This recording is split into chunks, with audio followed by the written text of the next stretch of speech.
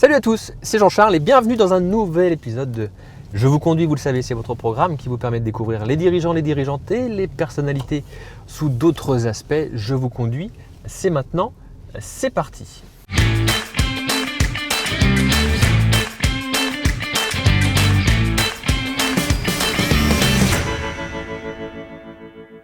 Et pour ce nouveau numéro de Je vous conduis, nous sommes chez Armor Luxe, la fameuse marinière Armor Luxe, et on prend Jean-Guy Le Floch, président, directeur général de l'entreprise, et on l'accueille tout de suite à Quimper.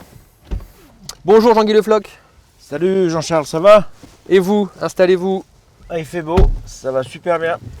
Moi je suis toujours étonné quand les gens me disent en Bretagne il pleut. La preuve que non. Il pleut peut-être une fois par jour. En tout cas c'était un beau temps pour mettre la célèbre marinière Armor Luxe. On est ravis de vous avoir Jean-Guy. On va passer un moment ensemble, on va parler forcément de vous, mais aussi d'Armor Luxe. Vous êtes un pur breton. Ouais, pure souche. Pure souche. Ouais.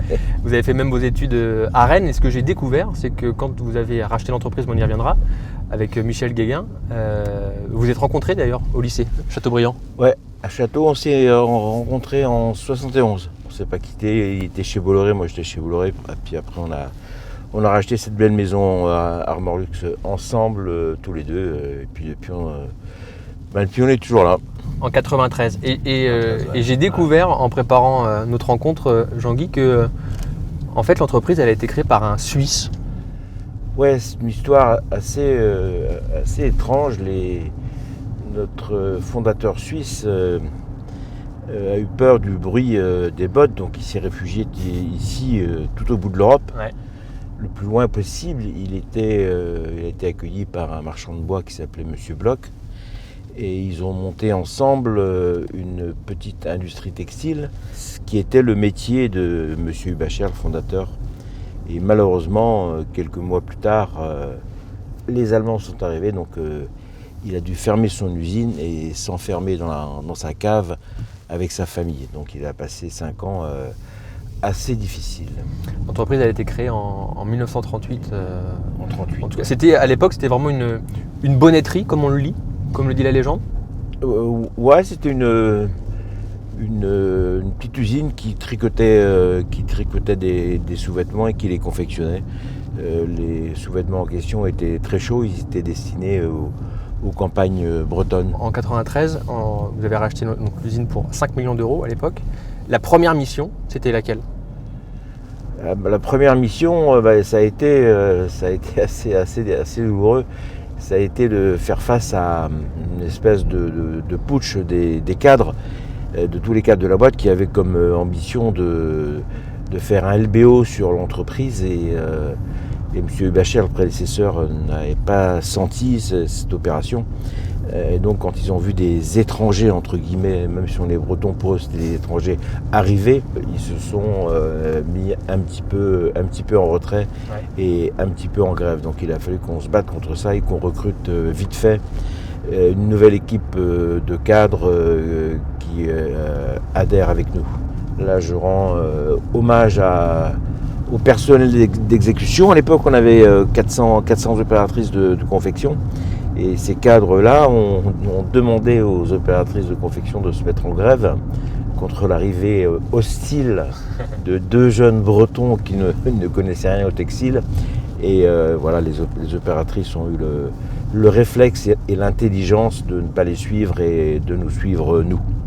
Et depuis, on a tenu notre promesse. On a, à l'époque, promis à tous ces opératrices et à tous ces salariés qui nous ont suivis de tout faire pour protéger leurs emplois. Et voilà, on l'a fait pendant 23 ans là maintenant. Et les seuls départs qu'on a chez nous, c'est soit des gens qui changent de boulot, qui veulent chercher mieux ailleurs, ouais, soit des départs en retraite. Et il est fréquent chez nous de voir des gens qui partent avec 43, 44 ans d'ancienneté. Ouais, sympa. Quand vous avez repris l'entreprise en 93, le produit phare c'était quoi ?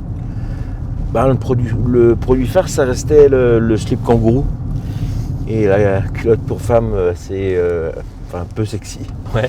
Donc il a fallu qu'on bosse à fond sur les collections pour moderniser un petit peu tout ça et pour faire en sorte que l'image change. Bien sûr. Alors on parle de produit, ouvrez la boîte à gants, Jean-Guy. c'est la célèbre marinière. Alors ça c'est Armor la célèbre marinière. Quand on est arrivé, on a fabriqué pratiquement plus. Et avec Mich, on s'est posé pendant plusieurs jours, on s'est dit quel peut être le produit phare de cette maison. Et on a retrouvé dans les archives de 1951-52 quelques pièces. Et on s'est dit mais bon sang, il est là le trésor de la maison. Et voilà, pourquoi ça cartonnait pas plus que ça à l'époque? Parce que nos prédécesseurs n'y croyaient pas. Ils pensaient que la mode marine était une mode qui allait disparaître. Et c'est vrai qu'en Bretagne, rappelez-vous, vous êtes trop jeune, mais... je vais vous dire, on va voir si je me rappelle. Dans les années 70, la Bretagne était un petit peu mal aimée, décriée par le reste de la France, par Paris. On était considérés un petit peu comme des ploucs. Il y a eu pas mal de bouquins écrits là-dessus. Et mon prédécesseur voulait faire de sa marque une marque qui sorte de cette espèce de plouquerie bretonne où il pensait qu'elle était enfermée. Et nous, on a fait l'inverse. On a ressorti des produits phares, c'est-à-dire cette très belle marinière. On a ressorti le pull marin, le camon, le pantalon à pont. Et on s'est dit, on va redonner de la vigueur à tous ces produits. Et on a été accompagné, c'est le coup de bol, par une renaissance culturelle très forte de la Bretagne, grâce à Alan Stivell, Gilles Servat et tous ces grands artistes qui ont fait changer l'image que la France et l'étranger avaient de la Bretagne. Et nous, on les a accompagnés en relançant tous ces produits historiques qu'on avait un petit peu oubliés, voire cachés, pour ne pas avoir honte d'être breton. Alors quand vous avez repris l'entreprise en 93, l'entreprise faisait 19 millions d'euros de chiffre d'affaires. Oui. En 2004, 10 ans après, 50 millions d'euros. Ça fait plus de 263% d'augmentation. Le secret réside dans quoi? Alors il y a plusieurs composantes, bien sûr. La première... C'est énorme quand même comme augmentation. Ouais, et là on approche les 100 en ce moment. Donc on est plutôt content de nous. Alors il y a plusieurs composantes à ce bond significatif de notre chiffre.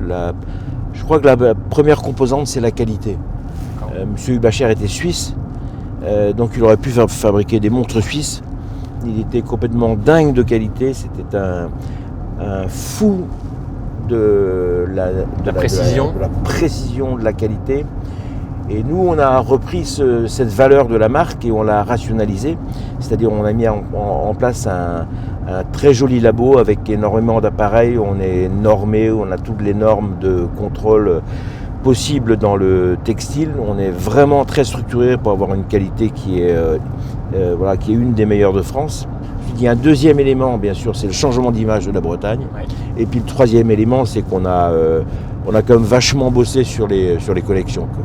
Voilà, on a fait des jolis trucs, des jolis vêtements, mais tous ces vêtements, ils restent quand même très accrochés et très ancrés à leur terre d'origine, qui est cette fameuse Bretagne qu'on adore. En 2012, il y avait 40 boutiques. Aujourd'hui, il y en a combien? Aujourd'hui, on en gère 80.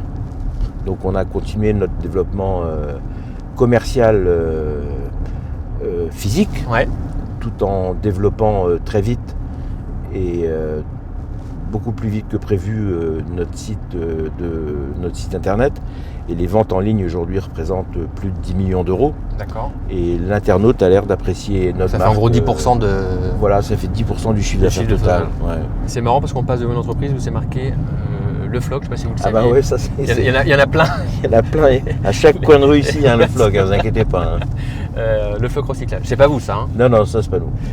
D'ailleurs, est-ce qu'il y a des fois où vous dites j'ai envie d'arrêter et de faire autre chose? Est-ce qu'il y a vous avez des envies autres où c'est écrit que vous irez jusqu'à la retraite en étant le patron d'Armor Luxe? C'est-à-dire que là, pour l'année qui vient, en tout cas, il n'est pas question de lever le pied, parce que 2021 s'annonce encore chahuté. Ouais. Donc, j'essaierai de répondre à cette question mi-2022, quand la mer se sera calmée. Comment vous arrivez à prendre du recul et à ne plus penser, alors j'imagine que c'est très dur de ne plus penser au travail, mais voilà, à faire autre chose, à vous vider la tête? J'ai une passion, c'est ma famille. J'ai des enfants dont un travaille avec moi. J'en ai une autre qui vit en Guadeloupe, donc j'espère aller la voir bientôt. Et puis j'ai surtout comme passion tous les dimanches ma maman qui a 93 ans. D'accord. Ouais, donc je passe la journée avec elle. Tu habites en Bretagne? Elle habite tout près, elle habite à 40 km vers l'ouest, entre ici et la Pointe du Raz. Okay. Voilà, et puis je vais passer la journée avec elle et je lui fais à manger, je fais la vaisselle, je trouve ça sympa. Un fils parfait? Voilà, ouais. Non, j'en profite. J'en profite de ma maman et voilà, et ça me vide complètement la tête de tous les problèmes du boulot. Votre fils, il travaille avec vous, il occupe quel poste dans l'entreprise? Il gère l'ensemble du parc des boutiques. Ok, ça veut dire qu'il peut être amené à prendre la suite? Vous en parlez avec lui? Ouais, on en parle avec eux parce qu'en fait il y a le fils de Michel Guéguin aussi qui s'appelle Thomas qui bosse avec nous aussi depuis une dizaine d'années. Votre fils s'appelle comment? Mon fils s'appelle Yannick. D'accord. Donc ce ne serait plus Jean-Guy et Michel, mais ça serait Yannick et Thomas. Et voilà, on les prépare tranquillement, les assistants, grâce à une expérience qui n'est plus à démontrer. Il y a une répartition des tâches d'ailleurs entre vous et Michel. Qu'est-ce qui fait que ce duo marche? Bon, d'abord, c'est le fait qu'on soit amis depuis tant d'années. Ça n'a pas de prix. Et le fait qu'on soit complètement transparent et qu'on ait dans nos expériences et dans nos formations des univers un petit peu différents. Lui a fait beaucoup plus de technique que moi. Moi, j'ai fait beaucoup plus de finance et de juridique et de fiscalité. Il y a une vraie complémentarité. Voilà, donc il y a une vraie complémentarité. Néanmoins, on ne prend aucune décision majeure, ni dans un secteur ni dans un autre, sans qu'on soit concertés tous les deux. Donc voilà, on travaille vraiment, vraiment ensemble et tout est complètement transparent entre nous et voilà, on ne se pose même plus la question. On ressemble à un vieux couple.